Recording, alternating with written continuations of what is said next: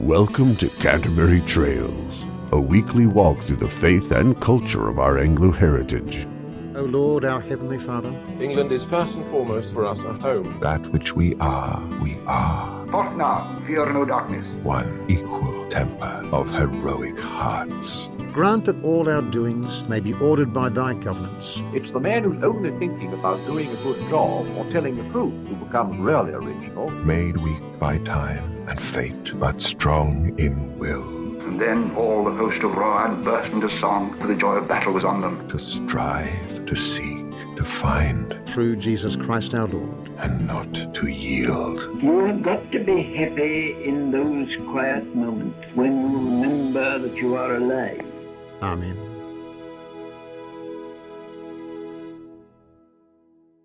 Well, welcome to another episode of Canterbury Trails. I am here today. It's just Jared and I, and we're excited to talk about a theme that is actually near and dear to my heart, and I think a lot of people that come out of the Reformed tradition are going to want to hear about thoughts on the confessional, just the approach that Anglicans might have to confessions in general, and then specifically related to the 39 Articles. So, Jared, thanks for doing this with me today.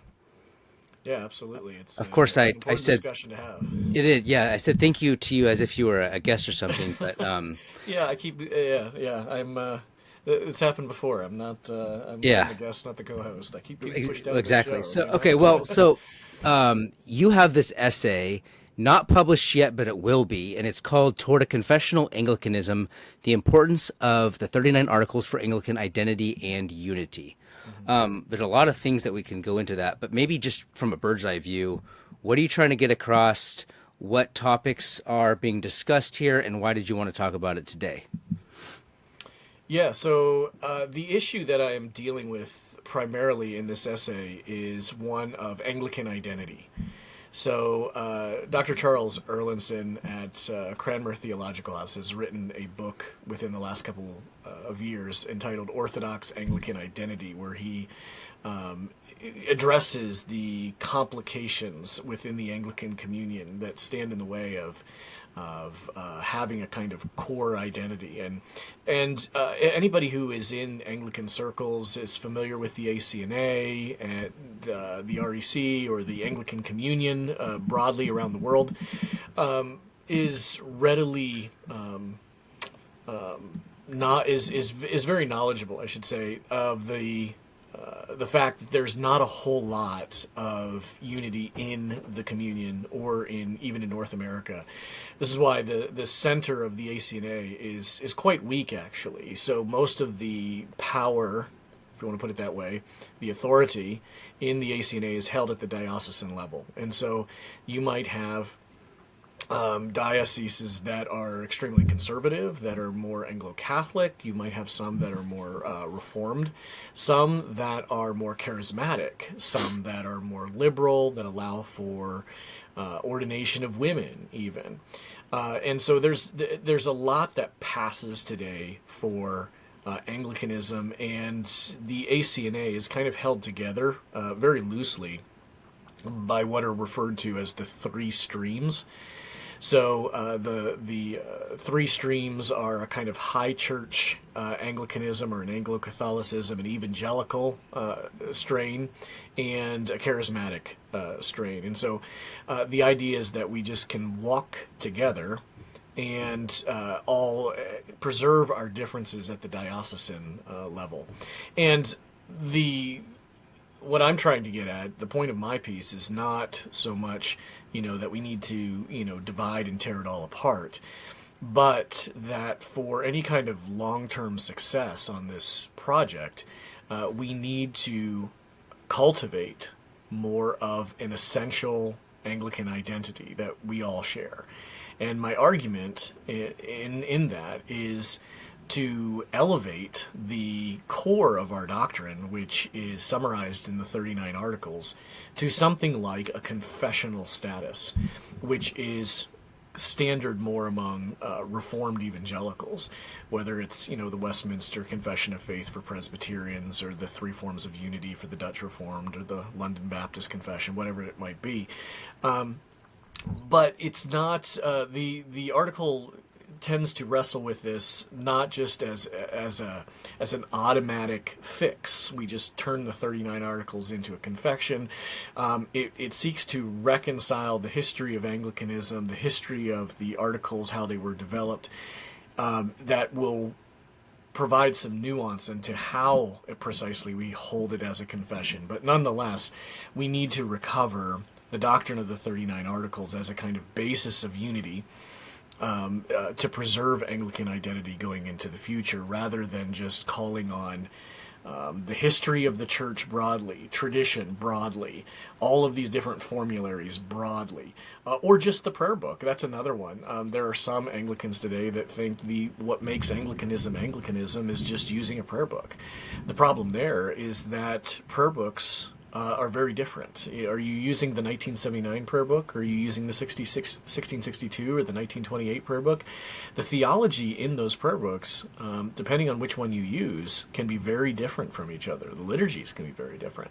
Mm-hmm. So the idea of that Anglicanism is just we worship with a prayer book is more of a form or a method, not really substance in terms of doctrine. And so I don't think that is quite enough. I think it's essential. Prayer book worship is essential, but not quite enough to provide the unity we need to establish a lasting identity as a communion. Do you feel like there's mistakes made in both directions? So some can be so broad, they don't actually want very many doctrinal specifics. So the 39 Articles would just be too specific for people. But then on the other side of the equation, things can get so precisionist that you have these minute debates on like the 1689 or the Westminster Confession about all of these very detailed doctrines that people literally split churches over. Mm-hmm. How does the 39 Articles sort of, strike a middle way between the two extremes?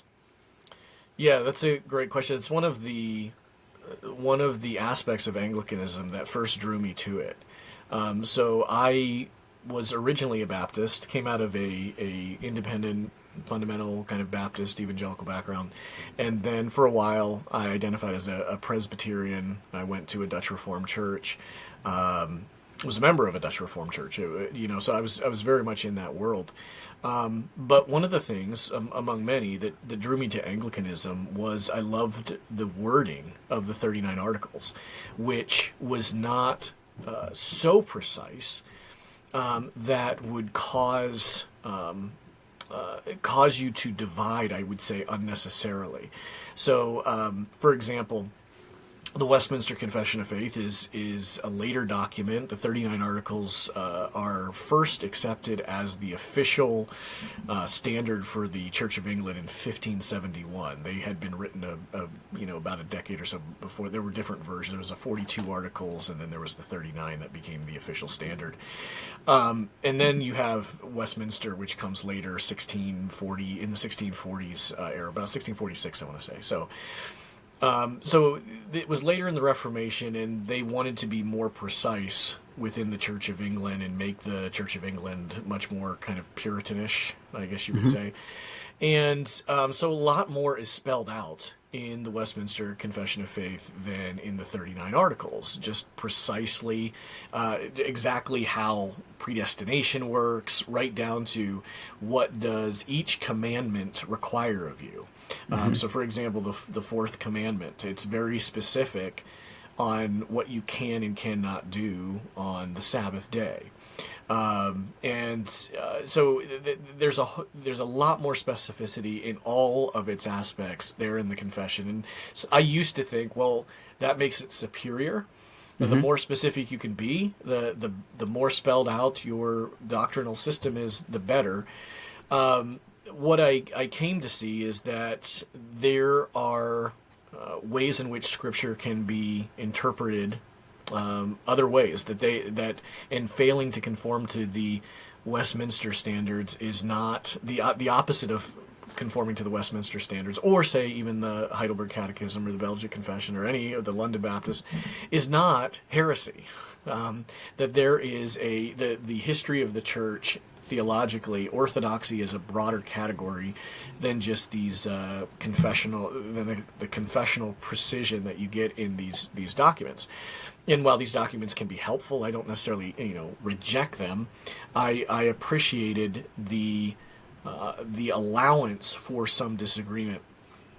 in the 39 articles that kept, in my view, the main thing. And and what I also noticed in more Presbyterian type circles in the Reformed world is, because of the precision of Westminster, you'd often have a situation where a minister is seeking ordination and he's required to subscribe to the, say, Westminster, but then just take exception to something right from the front. So it's like, you must subscribe to the Westminster Confession. Okay, I do, except for this, and except for this, and except for that. It's outdated in here and here. I take exception to how Westminster perhaps describes the role of government, you know, which is much more a closer relationship, I would say, between church and state. And for those who argue, well, that changed with the 1789 revision to Westminster, I would say that even the 1789 version allows for a kind of public Christianity that a lot of, you know, mainstream Presbyterians would be uncomfortable with today. So they might take exception to that. They might take exception to the Sabbath. They might take exception to how we interpret the second commandment, you know, in terms of images of Christ. I just take exception to this, to that, whatever. And so I subscribe, except for X, Y, or Z. And I thought, well, why do we have to subscribe to a very precise document and then just pick out the pieces we don't actually agree with anymore? And so one of the things I really like about the articles is a more general language where you can find, I think, common ground and not have to take exceptions. You don't have to, you know, debate whether you're a 4-point Calvinist or a 5-point Calvinist. These kinds of debates. For example, in the articles, you have a statement like this, where no good works are done, or no good work is capable of being performed without grace preceding it. In fact, the more antiquarian word is not even grace preceding it, but preventing it. It's the idea of preventing grace, to prevent or to go before it.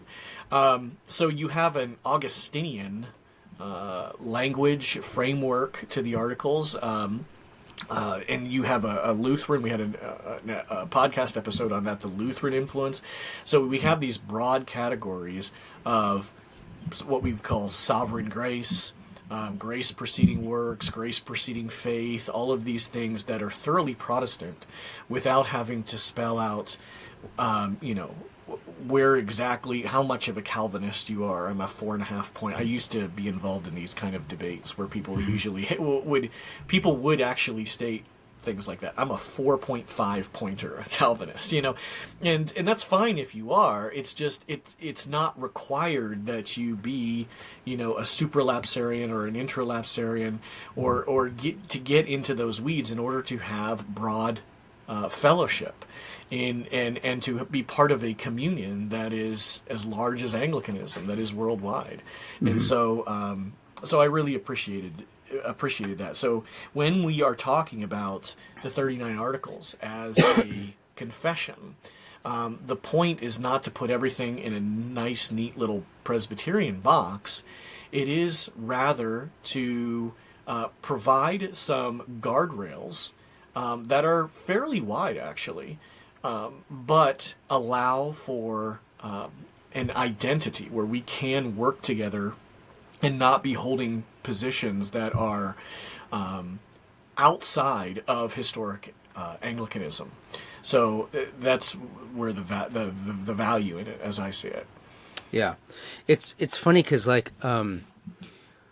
think we talked about this before. I can't remember if it was last week or a previous one, but we talked about the fact that as we get more particularist and precisionist with our doctrine, we begin to lose sight of the liturgy and the experiential aspects of the Christian faith, and maybe having sort of a broader 39 articles rather than a very specific set of doctrinal propositions.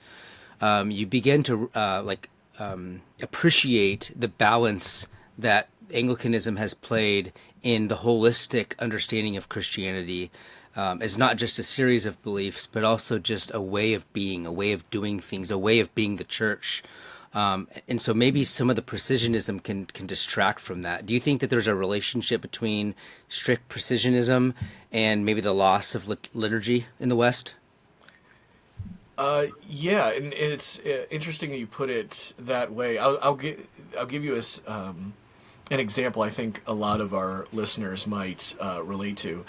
For example, in, say, the PCA, the Presbyterian Church of America, the OPC, the Orthodox Presbyterian Church, the ARP, the Associate Reformed Presbyterian Church, trying to keep all the acronyms straight, is, I heard somebody last weekend mention, say, Baptist.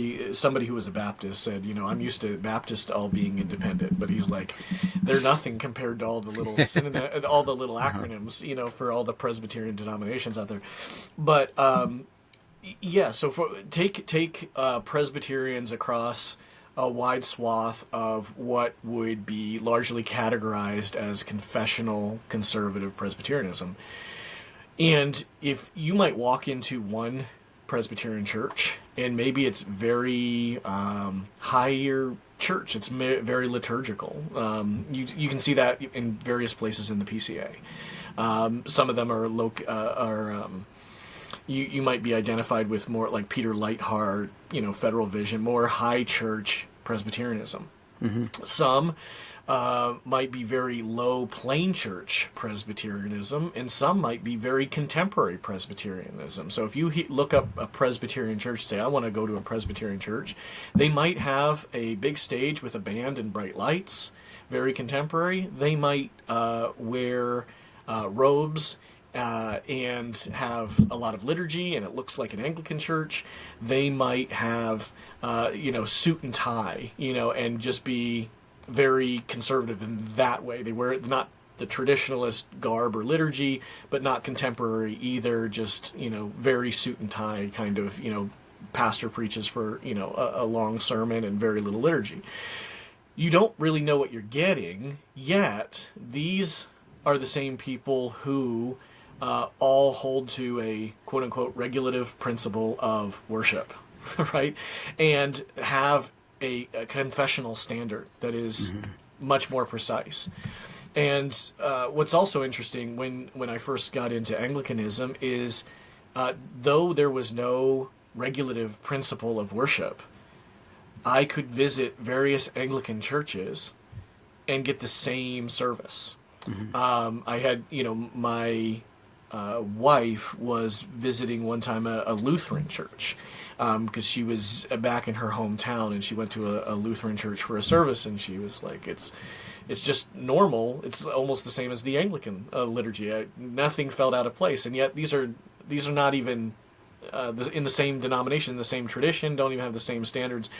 But there's a kind of uniformity there. Sometimes you can walk into a Catholic church and feel like there's not much difference between a Catholic service and an Anglican service.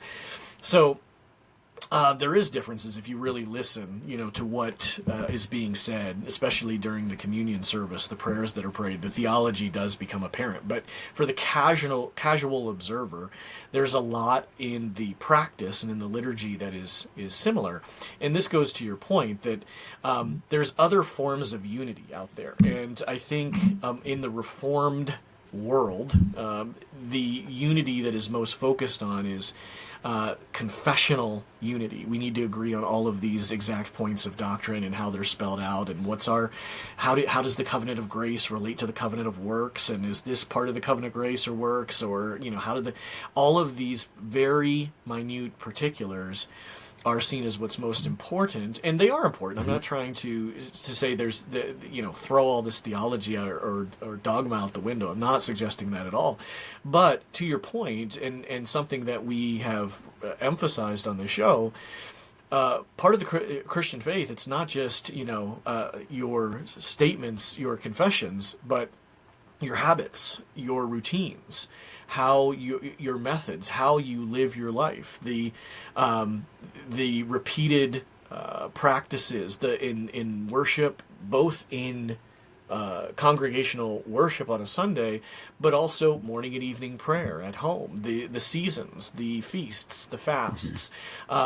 These also provide a kind of unity, and this is one thing. If I go to my church and we were going to poll everybody, they wouldn't come out precisely the same as being, their relationship, their views of soteriology might not come out exactly the same, but we all function together as a church throughout the seasons of the year. We all pray together, the common prayer, that prayer book worship, and our lives are lived under, according to a similar pattern. And so that's part of the unity right there. Sometimes, again, if I don't mean to repeat myself, but when we talk about the unity of the body of Christ, and Christ prayed for the unity of his church in John 17, right before his crucifixion, that his church would be one, even as he and the Father were one. I think Rome makes a mistake with that and says, well, institutional unity is what it means. As long as we're all under one pope in one institution, that's real unity. And the problem there, I think all of our listeners would recognize, is that there's a lot of disunity within Roman Catholicism, even if they have one political head, a pope. Another kind of flawed model, I think, of that is that we have supreme doctrinal unity, and that will bind us together. That's the way we can be one. I think it's kind of a combination of those things. I think institutions are good. I don't think just every church being independent is ideal or good. Institutions are important, but they're not everything. You can have Christian unity even across institutions, and doctrinal unity is good. The more, the better. But there's also something to be said for unity of lifestyle and practice, all worshiping in the same way, and living our lives according to certain rituals and habits that shape us and form us, those common experiences. And I think everybody can relate to this outside of the church context. Outside of church context, you might have friends that, you may go to different churches, and you might have disagreements on politics, you might have disagreements on religion, you might have disagreements on, all kinds of things, sports or whatever, but you're very close friends. You had these common experiences. You grew up together, right? We went to school together. Those bonds last. Why? Because you share those common experiences. And yet we have evangelical churches that tend to be so focused on the doctrinal unity, but they don't do anything together outside of church. That's the only time they see each other. Right. But we have unity because we're both, 5-point Calvinists or whatever the case might be. So there is, I think, an importance to having unity in practice beyond just how precise you can get your doctrinal statements and get everybody to sign on to them. Yeah. So you pointed out in your paper that the Anglican tradition historically talked about the 39 Articles like it was a formulary. That's the word that they used, not a confession. So what are you driving at when you're calling it a confession? What's the difference, and what are you doing there? Yeah, so to be precise in language, you're right. The articles are a formulary, and another formulary would be the Book of Common Prayer, which I've already mentioned, the Book of Homilies. The Book of Homilies were a series of sermons that were written by Cranmer and others that were for the uneducated clergy to read if they could not write their own sermons.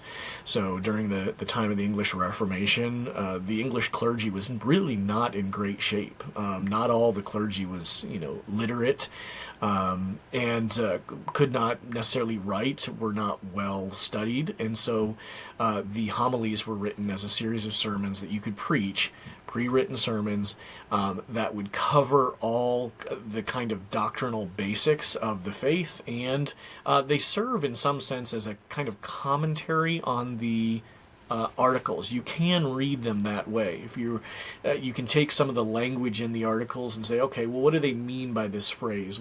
How are the articles using it? Well, again, I don't want to boil this down to an exact science that it's a direct commentary, but it is helpful to look at the homilies, and if you start interpreting articles at 180 degrees opposed to what the homilies say, you're probably doing it wrong, I would say.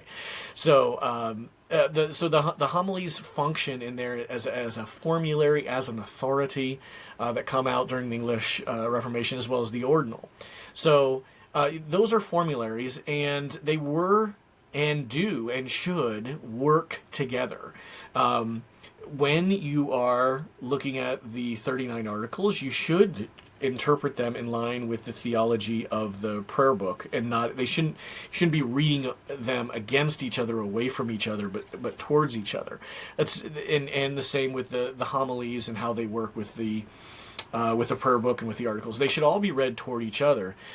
One of the problems I think that developed, though, was over time it became a practice for Anglicans to say, well, the 39 articles, they're just a formulary. Mm-hmm. They're one of many sources. And to the point where in many Anglican churches today, they're considered just a historical document for reference. So instead of being in the front of the prayer book, they're hidden way back in the appendix somewhere. You'd have to dig for them if they're there at all. They're just a historical document for reference. They're part of our history, but they don't really have any authority. And there's a kind of legitimacy to that when you say, well, we have several formularies. We have several authorities here. We never had one precise confession the way the Reformed did. But I think that misses the fact that the 39 articles were, in the Church of England, treated as a confession. In 1571, when they were adopted officially as the statement in England, you were required as a pastor to subscribe to them. It wasn't like they were just far in the background someplace. So the language of just, it's one of many formularies has allowed them, I think, to be relativized and diminished and reduced down to a mere historical document. And I think in order to correct this trend that has been going, I would say that this has been a trend for probably 150 to 200 years now. I think they deserve more of an elevated position until we can recover the way in which they were spoken of as a formulary in the 15, the 16, 1700s. So as a confession, there's got to be, as a confession, there's something that you can, in that position, you can actually use them to judge whether something is within bounds or out of bounds in Anglicanism, as opposed to just saying, well, there's all these authorities out there. And so I see this, it's somewhat controversial what I'm saying here, even in Anglican circles. And I don't propose this. I'm trying to be careful in the article, not to say that this is a silver bullet. But how do you judge, anybody? How do you hold anybody's feet to the fire, so to speak? Because if they're just one of many sources, somebody just finds another source, from the Middle Ages, from recent times, and say, well, this was a practice that was done in the church at one time. Well, it may have been, and it's not necessarily a bad practice. It's just not Anglican, though. And so that's the point. Are we going to have an Anglican identity, or does Anglican mean we're a little bit of everything? In fact, I'll give you an example of this. There was a book written back in, I think, 2014 that I reference in the article, and it was about trying to explain Anglicanism to evangelicals who are just new and might be interested but have no idea what they're getting into. And it was explained as Anglicanism as basically just this via media between two opposite poles. So every chapter in the book was like, we are neither Catholic, nor evangelical. We're right in the middle. We're both. Okay, and in some sense that is true. But if you, and I would tend to agree with that to a certain degree, but if you do that, and he did this with every position, we are neither charismatic nor, like the frozen chosen. We're like right in the middle. We incorporate both. We're like halfway between two, and we just borrow from everything. And the middle point between any two poles, I think, is not very precise. You say what you're not, but you don't really say what you are, right? Mm-hmm. We're not this, and we're not this. We're kind of in the middle. So what are you? And I don't think that's a very good approach to Anglican. It just kind of is an appeal to the center. Everybody who's tired of doctrine, that particular argument appeals to those who have just been fed up with doctrine and are kind of halfway, the way I see it, halfway out of orthodoxy. I don't want to hold the particulars anymore, so we're neither this nor this. Then what are you? I don't care what I am. I'm just not that, and I'm not that. And defining yourself by a negative, I don't think is very helpful in forging an identity. Yeah, I mean, so it seems like you're doing this essay because there's a particular problem in the Anglican world. And that problem here is that there's no doctrinal sense, basically. There's no definition of what it actually means to be an Anglican, yes, but also like just to be a Christian. Like, what does that mean doctrinally to them? Does it flow out of biblical doctrine? I mean, so sometimes, you can get these people that are like, well, we pay too much attention to doctrine.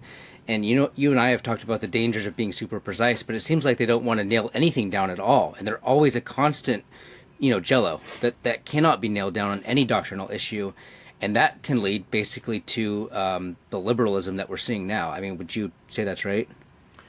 Yeah, and it's one thing to disagree in terms of how we articulate covenants. I've given those examples. Disagree how exactly the process of salvation occurs. But it's another thing to say we're just going to agree to disagree on, say, women's ordination.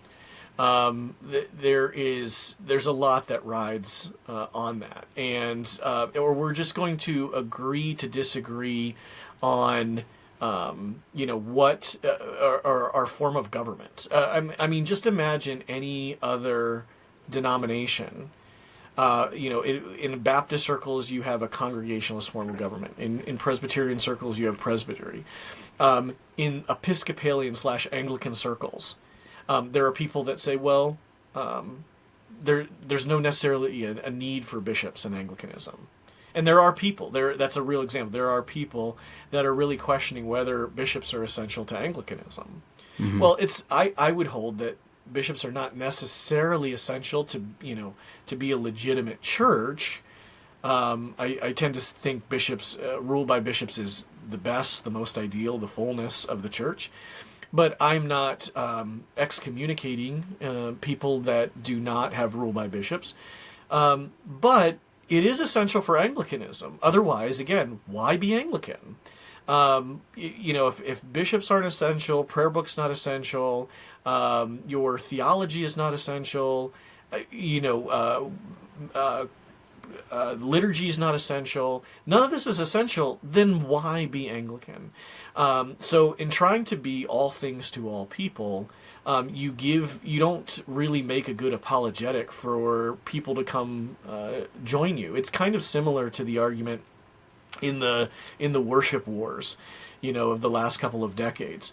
The churches that try to be so relevant that they look just like any other coffee shop you would go into or any other mall or store you go into, they are going to come and begin facing a crisis of, why go to church? If church is a glorified coffee shop, why don't I just do a Bible study in the coffee shop? Mm-hmm. If church is about this experience, that of having this kind of experience, I have these kind of experience. I feel uplifted when I go fishing, when I go hunting, when I go sailing, when I go shopping. Why go to church for that? So the same kind of argument I'm making here with Anglicanism. If you want to be Anglican precisely because of what it's not, mm-hmm. why be Anglican, right? And if we're going to define ourselves precisely by what we are, then we're not giving anybody a reason to come be Anglican, if nothing is essential to it. So again, it's one thing to allow some space, some room for disagreement, but if you don't have a core, besides what you don't have a core other than we look different than a lot of other evangelical denominations, the way we worship, then what you become is a novelty. And I've heard, on another podcast actually, it was an Anglican podcast. They were talking about down. There was an Anglican church in the Kentucky area around Southern Baptist Theological Seminary, and there would be Baptists that can't come in and to the Anglican church there, and they visit, and they're kind of drawn into it. But they're drawn into it precisely because they think there aren't any doctrinal standards, and it's just this novelty of going to church where there's liturgy, where they haven't seen it before. And I've seen lots of examples of this where people are drawn to Anglicanism purely because of the novelty. It feels like something new. Some of the emergent church movement, that was more of an issue back in the early 2000s. They started meddling with, various practices that seemed ancient. Let's have candles, let's sit around in circles because the early church, it was dark and they had candles, it was just something to play with for a while because they were bored of the seeker-sensitive model with the mega church, big band, presentation. Let's be authentic and incorporate, something they did in the early church. So it's the novelty, and the novelty will wear out. And so if we're trying to, be an Anglican church just built on novelty, it really is oxymoronic. So we're the traditional ones, but we present it as a novelty to everyone to bring people in. So there's got to be more than that. There's got to be substance, and so that begs the question, what is the substance? What is the core theology? Well, let's start with the Articles, the one that the document that was required of pastors to subscribe to for several hundred years in England. Why don't we go back to that core?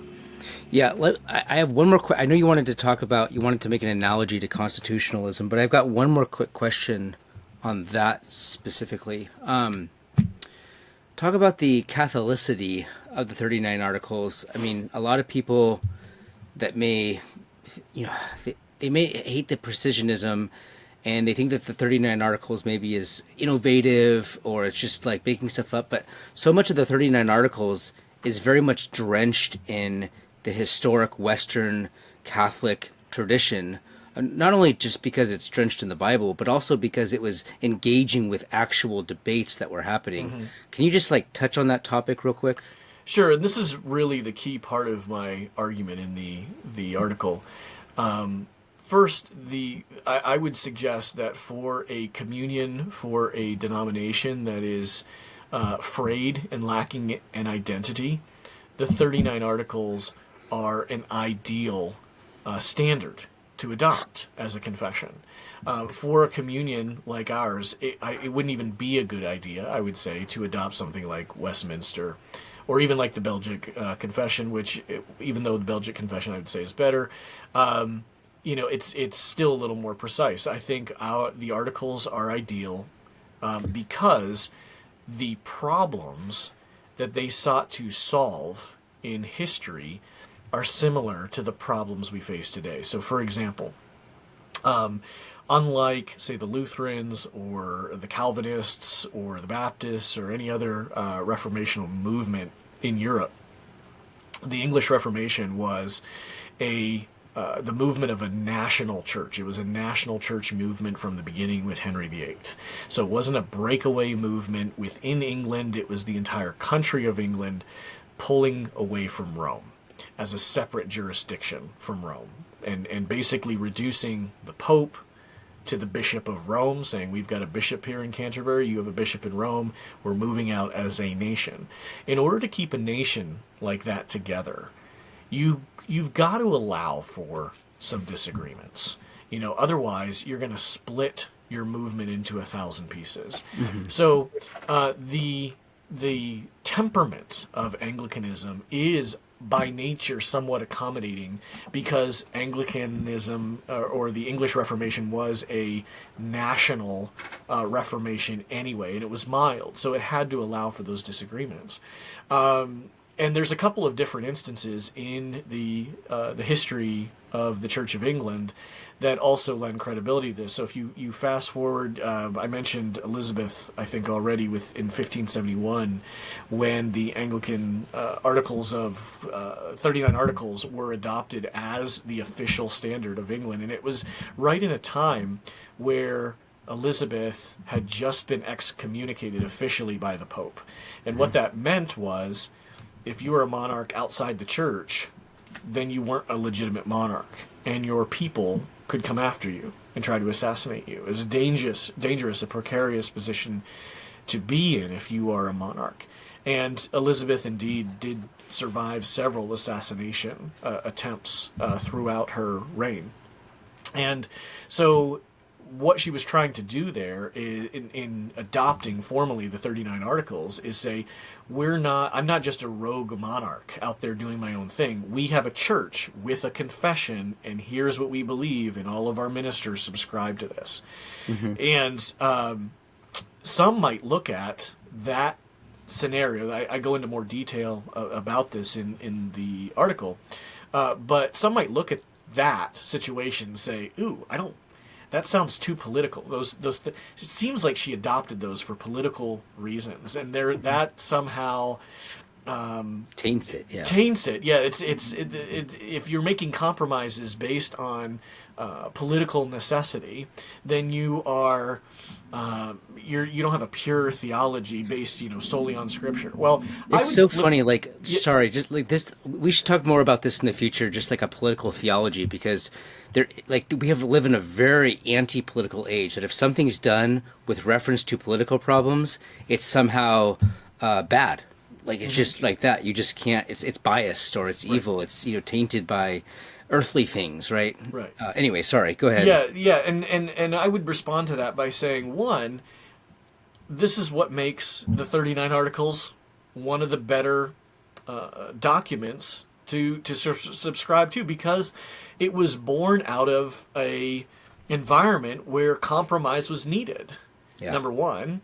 And so if we're trying to preserve a frayed or fracturing communion, having a document that was built on the idea of strategic compromises without forsaking the gospel, and preserving orthodoxy without being overly specific in order to keep the nation together, that's precisely what makes it a great document for subscribing to and keeping a global communion together. Now, there's that, and then I would also say, if you think that the Westminster Confession was not political, as they say, read a book.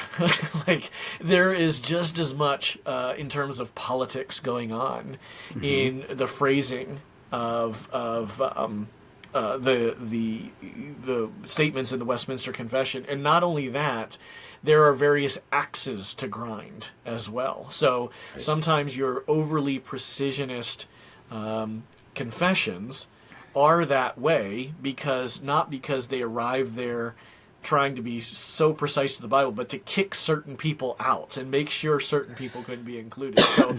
So there's political aspect to all these things. Yeah. I mean, just look at why did they choose the topics that they chose? Sure.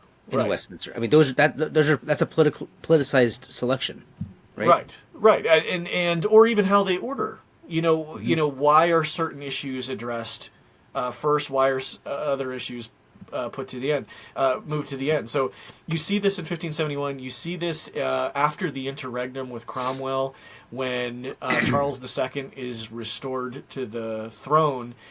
In order to be, what happens after that is, in order to reunite the church after civil war and interregnum, basically Charles required subscription to the Articles and use of the prayer book in worship. And even if you were a Puritan and you could do those two things, you could preach and you could operate within the Church of England. And some Puritans did. A lot of them didn't, and a lot of them were rejected or ejected out of the church because they refused to use the prayer book. And the Articles weren't the main issue there; it was the prayer book that they objected to. But the Articles again were used as a kind of document where whether you were leaned more Puritan or were more Laudian high church after, not that Laud was dead by this time, but if you were of that persuasion, you could still agree on the 39 Articles, and the country is brought back together under Charles II. So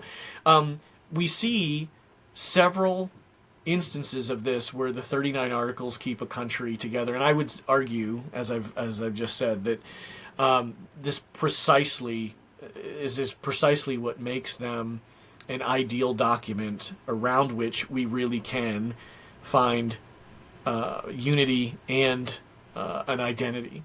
Yeah. So there's that, and as you were mentioning in your last question there, the articles are structured with a Catholicity in mind. If you go and read them, they begin not with what is unique about Anglicanism or Protestantism.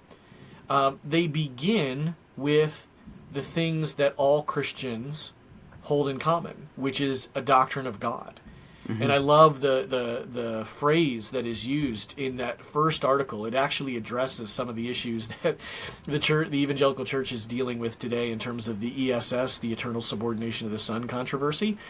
It's handled right there in the very first article of the 39 articles, that God is an altogether simple being without passions or parts. Mm-hmm. So that right there it addresses it. And what's interesting about that is that Westminster used that same phraseology, and that same phraseology, which was copied by the Baptists with the London Baptist Confession, is there as well. And the origin is in Article 1, that God is an altogether simple being without parts or passions. He's not moved by emotions, and yet we're sitting here, in the midst of controversies in recent years about, whether God can be moved, and the accusation is, that's just all Aristotle. No, it isn't. It's right. It's in the 39 Articles. It's in Westminster. It's in the London Baptist Confession. It is orthodoxy. So God, it cannot be broken down into parts. He is one being. He cannot be divided. And when it says He's without passions, it means that He is not moved. God does not wake up and have a good day and then, or have a bad day. He is not, happy with you at one time and now He's mad at you. God is rather all the time love and just, and He loves those who are His. Mm-hmm. And He is all the time angry and wrathful, filled with wrath against sin. So it's not that He moves back and forth between two poles and his emotions get to Him or overcome Him. So right. It's a very core and important doctrine, is the doctrine of God. It's what we can actually hold in common, whether you are Eastern Orthodox, Roman Catholic, or Protestant. So it begins with doctrine of God. It specifically, by Article 8, affirms the Catholic creeds, the Apostles' Creed, the Nicene Creed, the Athanasian Creed, saying we hold all of these things to be true. So it begins with commonality. It begins with unity, with the broadest notion of the Catholic Church, and then proceeds to particularity.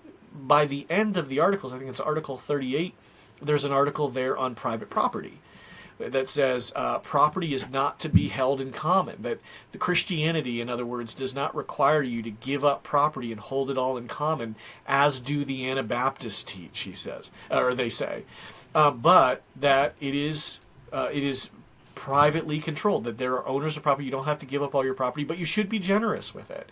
So it has articles like that express particulars, but begins with Catholicity and builds out from there. And even when it gets into soteriological issues, justification by faith, original sin, predestination, it affirms, I think, what the Bible teaches in terms of predestination, election, but it doesn't try to get into exactly how that is done or when God knew what He knew. It is clear, though, that the Augustinian assumption that grace precedes faith, grace precedes any good work that can be pleasing to God, and draws on what can be held in common across the church, moving towards some particularity, but not putting its particularities up front. It moves from Catholicity onward. So that also, I would argue, makes it a suitable document to serve as a confession for a communion as large as the Anglican communion across the globe. Mm-hmm. All right, well, before we went on, you mentioned that you wanted to draw an analogy to the Constitution and talk about that. So what did you have in mind with that? Yeah, so one counter-argument, you might say, to this presentation that I have is that going back to the formularies idea, that the 39 articles, if you elevate them to a confession, you are being more precise than Anglicanism actually allows. And that Anglicanism, one of our core principles is that, we want to hold as much in common with the early church as possible. We want to assume that the church historically has been mostly right until, unless proven wrong and contrary to Scripture, or we wouldn't want to make the mistake, someone might say, of elevating the articles over Scripture. Scripture needs to be our first guide, and if you elevate the articles to a confession, you're binding people to a statement that, born out of a political context, and you're going against, something else, in the Middle Ages that was a practice, in that you're making them more important than they ever have been in Anglicanism. And I don't think that's true, given that, like I said, it was required of pastors in the Church of England to subscribe to them. So that's not new. That's not inconsistent with the practice there. Some might say, well, it was never a requirement that in the American Church, in the Protestant Episcopal Church, subscription was not required. Now, to that, I would just say, well, there I rest my case. Look at the Protestant Episcopal Church. That didn't have a great track record in my view, but yeah, to this idea of saying it's more complicated than just elevating the articles to a confession, I would say, for those among our listeners who consider themselves to be conservative constitutionalists, in when it comes to politics and all about getting back to the Constitution and what are the words of the Constitution really say. I would say that sometimes what happens in the Anglican Communion, when you're not elevating the articles, you're not teaching the articles, you're not subscribing to the articles, is that you have something kind of like what you would have, in Supreme Court decisions where they come to their conclusions based on, say, a Jeffersonian letter to the Danbury Baptists, which references a wall of separation between church and state. And those kinds of ideas sneak into what the Constitution really means. Why? Because the Constitution is just one of many authorities out there, right? And we don't actually examine the language of the Constitution. What does the First Amendment actually say? Congress shall make no law. Never mind, we're not going to follow that. We have this wall of separation. We think that's in the Constitution. It's not. And so I also think that there are weaknesses to this. I don't think that the 39 articles, by simply requiring a subscription to them, is going to solve every controversy. Given that there is room to disagree on some issues, there will be disagreement. So I don't expect that to just create a kind of perfect peace and harmony and that all of our issues disappear. But I would suggest that perhaps the nature of the disagreements shift somewhat. So, for example, we can look at the Constitution, and if you know your American history, you would know that, say, someone like Thomas Jefferson and someone like Alexander Hamilton had very significant disagreements on how to interpret the necessary and proper clause, for example, of the Constitution in the 1790s. But those disagreements, legitimate though they are, and they're not easily resolved. There's a real disagreement there, is what I'm trying to say, are a far cry from the kinds of issues we're debating today, right? It's a far cry from, say, the Grisswald case in 1965, Grisswald v. Connecticut, which was a birth control case where the Supreme Court says that out of the Bill of Rights cast shadows, or penumbras was the precise term, and out of the penumbras there are emanations out of them, like a mist rising out of the shadows. So you use these emanations rising out of penumbras that give rise to a general right of privacy, which means birth control is a fundamental right.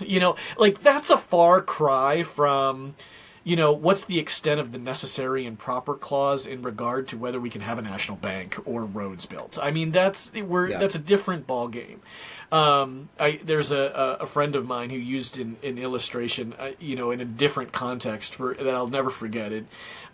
He's a tennis coach, and he used the example of, when you're playing a pickup tennis game, and you don't have a ref there, and you call your own fouls, you call your in and out, did the ball stay in and out, you call your own game basically. And so he says, if I'm playing tennis and I swing my racket, I hit the ball over there, and I'm looking at a distance and I think it's in, but the other player says, oh, out, and maybe it's a few inches out.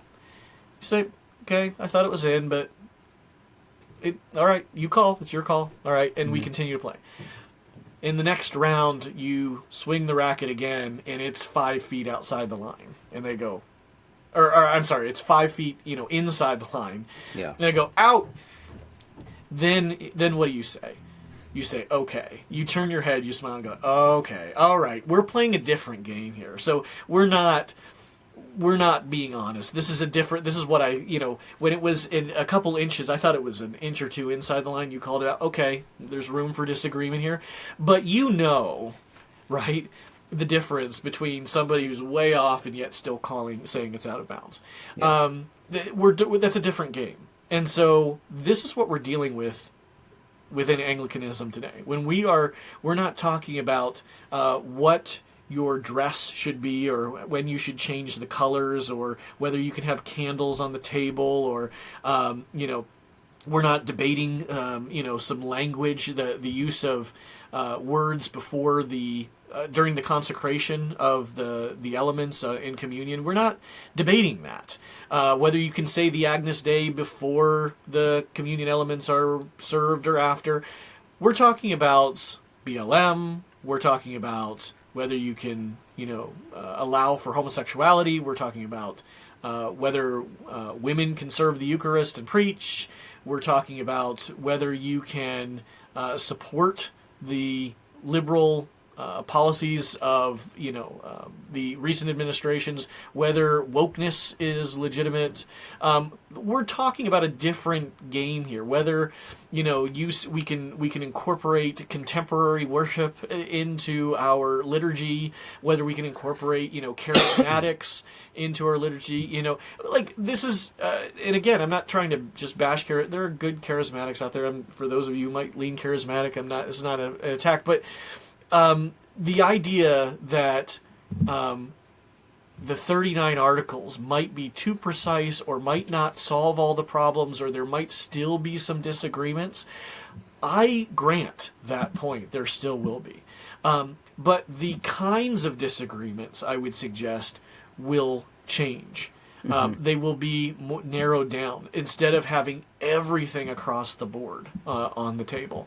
And I would even suggest that, I'd be open to even updating the articles, adding another article or two if necessary, if we could all get on the same page, to address some of the issues of today, like gay marriage. If somebody wants to say, well, there's nothing about sexuality in the 39 articles, well, that's an area in which we can all, the church, that's a Catholic area. We all agree on what that should be. We don't have to necessarily specify that in the 39 articles. It's not an out, to adopt the 39 articles. It's been the church's teaching throughout the history of the church. So it's not, you can't say, well, if we adopt the 39 articles, there's nothing in there about sexuality. That means we can allow homosexuality. No, it's been a uniform teaching of the church. But if you do think it's a problem, let's add an article addressing it.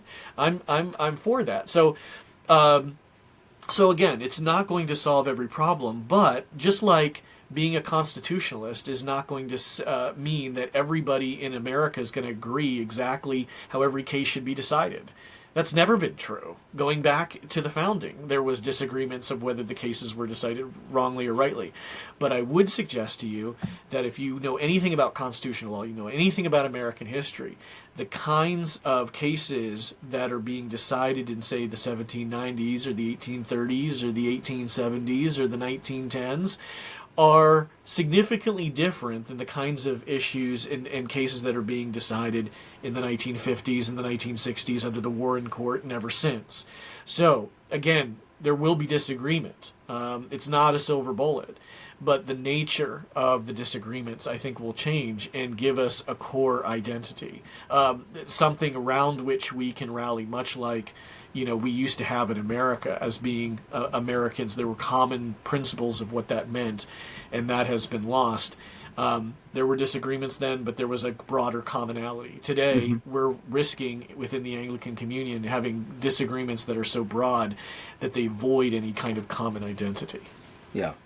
All right, one more question. I think this one really could pertain to the mind of a lot of people that are listening to this because they come out of a Reformed or more precisionist background. But why did you say it was controversial to suggest the 39 Articles should be a confessional standard? Why would there be so much pushback in the Anglican world to something like this? It seems so basic to our generation. What's going on? I honestly think there is a resistance to be bound by them. So I think there are people who are Anglicans that do not, are kind of embarrassed of the English Reformation. So and I somewhat, and I have good friends that are Anglo-Catholics. I even sympathize them on some points. Sympathize with them on some points. But I would say that, if you want to be Anglican, be Anglican. And I think there are some people who want to not be Roman, but aren't really interested in being Anglican either. And like the vagaries that can come up when you don't have a doctrinal standard. So when you don't have a standard and it's just an historical document to be relegated to as a reference point for, in the 1500s they passed this, this document. It's not really relevant to today. It allows the definition of Anglicanism to become more and more vague and allows people who are not really desirous of being Anglican of continuing to operate under that name because they don't want to be Roman, but they want to be as Catholic as possible without being having the Roman title. And I don't mean to pick just on Anglican Catholics or on Anglo Catholics, but I think there are others who are liberal that what they want is the security of a church. It goes back to what we were saying at the beginning of the podcast, the security of being in a church that doesn't have a hard line really on anything. So I can be liberal, I can be woke, I can be, A very hard line on those. Yeah, right. Those are kind of elevated to a confessional status, unfortunately. But I want to just kind of be open to, just a broad sense of beauty. I like beauty, but I don't want to be nailed down on anything. I've heard that. I've heard people say that, I'm converting to Anglicanism because it's beautiful and I don't want to have to be held to believe anything. Yeah. So, and I think that's a major reason why, whether it's the liberal direction, whether it is the more kind of I want evangelicalism with a hint of tradition in it, something new, or I want to be more Catholic but not Roman. Like it Anglicanism serves as a place in which you can hide and get away with it. You're in a church, but your feet aren't held to the fire. And I don't necessarily think that every individual in an Anglican church needs to subscribe to the 39 Articles to be a member in the church. I don't hold that position either. I think all ministers do, absolutely. And part of subscribing is teaching. So I do expect the Articles to be taught systematically to your people. But I don't hold that, in order to take communion in your church, you must agree with every word the way it's written in the 39 Articles. It's a standard for teaching. It's a standard for ministers. But I think there's a lot of people who like the Anglican brand, if there is a brand, without the actual substance of its history. So so I think that's where a lot of the resistance comes from. That's not to say everybody out there I know there's a lot of people out there who are friends of mine who disagree with me. I'm not accusing them of being liberal. I'm not accusing them of being soft. They have other reasons, and maybe we can engage with them, sometime on another episode. But I do think the majority of the resistance to having a confession is an unwillingness to be nailed down at all, and prefer the vagaries of many sources of tradition that can kind of be played off. You can lean toward the traditions you like versus I lean to the traditions I like. And I think that accounts for a lot of it in many cases. Interesting. Yeah. Good. Well, I think that's all I had, unless you had something else in there maybe. I'm just looking at your paper now. Did you have any other things we didn't get to? No, I think that about covers it. For those who want to read it in more detail, it'll be published soon at the North American Anglican. Yeah, I have Brown's exposition of it, and I've been going through it very slowly. And one of the things that I've learned to appreciate about the 39 that you could probably get out of any confession is the fact that, like, the church should be seen as a historical institution, right? It's not this ethereal, groundless, rootless doctrine that we all assent to. Sometimes we can have a tendency to play off doctrine and liturgy, like one's experiential and the other one's just pie in the sky. But actually, doctrine is very historical. It's very much rooted in a people, right? That they came to deal with these doctrines in a specific way because of context. And I think when you begin to interact with the confessions and the 39 articles in that way, it really brings the church alive to you. And it's not a dead church, it's a living church. It's a church of history. And I think just the 39 articles, maybe more than the other ones to me, I don't know why that is, but it's just saturated in 2,000 years of struggle and triumph. And I think that's one of the things that's drawn me to plodding through this massive exposition. But you can get a lot out of it just in terms of like historical theology. Like that's one thing I think that has meant a lot to me about just my own, I hate the word journey, we've talked about that before, but just my own path theologically has been recognizing that you can't just take a systematic theology and strip it of its history and context, that this was the product of centuries of historical dynamism. And that's really neat. And it really just brings the church and our religious life today and fuels it. So that's what I'll say about that. Yeah, I'll second that in regard to Brown. Brown is about the best source, I think, out there on the 39 articles that I just keep going back Someone's to. got to republish these things. They're hard to find. Yeah, you can get reprints fairly cheap, but the nice version, I don't know if that's the one you have right there. It's published, I took the cover off, but yeah. It's Classical Anglican Press. Is the one that's a nice version if you want a nice version of and it is quite a tome. It's about 700 pages. It's funny because it says volume 2 on it. So right. I didn't buy it for a long time because I was going insane because I have this thing about not buying one volume. Yes. But that's actually it. Right. There's the reason it says volume 2 is because it's part of a set of that Classical Anglican Press published. It should be more widely available. The REC has it, access to it. They have access to it. Like, there were books like this that I was looking for. I couldn't find on Amazon. You go on Amazon, it's like there's one copy available for $385 or something like that. But there is a place within even my diocese where I order the Episcopal Recorder where I find these things. That they have lots of copies apparently still left. But yeah, it's volume 2 because there are 5 different works that they publish together. Systematic theologies, basically, or commentaries on the articles, and this is the second volume of that series. But yeah, to your point, the way Brown deals with it is on every article, he has a section on the history. Right. So, and he traces it back through the early church, Middle Ages. What are the controversies that are at issue here that led to this wording, this language? And then he goes to the biblical argument. So then it's more systematic in terms of systematic theology and what are all the relevant passages that lead to this formulation. Then he goes on the next article, does the same thing. Here's the history of the controversy. Here's how it was worked out and articulated in different ages. This is why the wording's chosen here.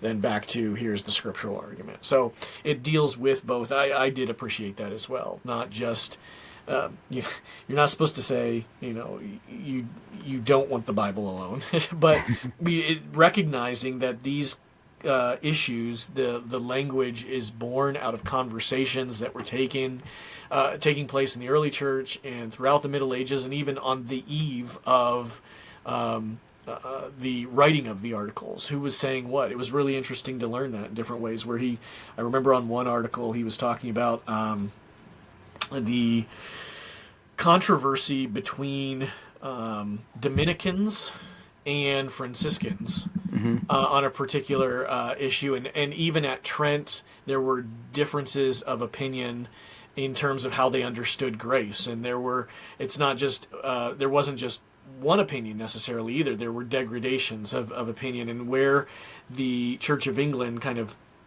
where their position is among 3 or 4 different options. Where do they fit? So he does that with other issues like baptism. It shows the spectrum that people held. 4 different positions, and said, basically between positions 2 and 3 is where the Anglican Church has been. So it's a really helpful context instead of just saying, well, here's the biblical position on baptism. This is why we believe it. Well, it shows the broader conversations that are taking place in the context in which the articles were born. So. Yep, good.